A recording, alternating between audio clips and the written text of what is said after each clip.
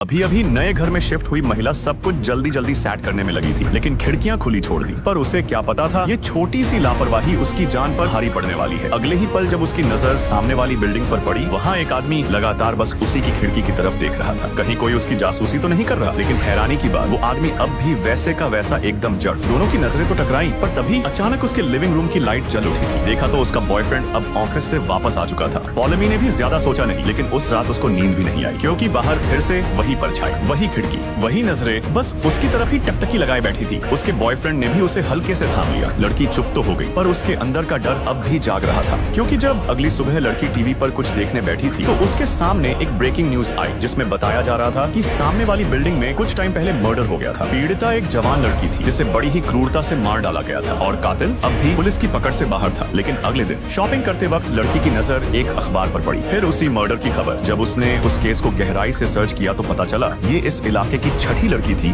जिसे मारा गया था, और सब पीड़ित लड़कियां उसके घर के आसपास की ही थी। लड़की का दिल तेजी से धड़कने लगा, क्योंकि उसका मन बार बार कह रहा था यहाँ सब कुछ वैसा नहीं है जैसा दिख रहा है। डर से थरथराती पॉलमी भीड़ में खुद को छुपाने के लिए सीधा सिनेमा हॉल पहुंच गई, शायद वहाँ खुद को थोड़ा संभाल पाऊं। लेकिन जैसे ही वो अपनी सीट पर बैठी, उसे अजीब एहसास हुआ। हॉल में दर्जनों खाली सीटें थी, फिर भी वो आदमी इस महिला के पीछे क्यों? कहीं ये वही तो नहीं? डर के मारे लड़की पीछे मुड़ने की हिम्मत तो नहीं कर पाई, पर जैसे गर्दन घुमाई पॉलमी की रूह कांप उठी। अब पॉलमी से बर्दाश्त नहीं हुआ, वो हड़बड़ाकर उठी और भागती हुई पास के सुपरमार्केट में जा घुसी। जब महिला कुछ सामान देखने में व्यस्त थी, उसकी नजर फिर से उन्हीं जूतों पर जा टिकी। उसने तेजी से उस आदमी का चेहरा देखने का फैसला किया, लेकिन उसी पर वो आदमी भी पलटकर पॉलमी को घूरने लगा। वो तुरंत सिर झुकाए भागने का रास्ता ढूंढने लगी, लेकिन अब वो आदमी पूरे स्टोर में महिला को ढूंढने में कल लगा था। आवाज हुई और उस आदमी की नजर सीधी उस लड़की पर जा टिकी। उसने तुरंत पास के स्टोर रूम में छिपकर दरवाजे की खिड़की से उस आदमी का चेहरा देखने की कोशिश करी, पर अचानक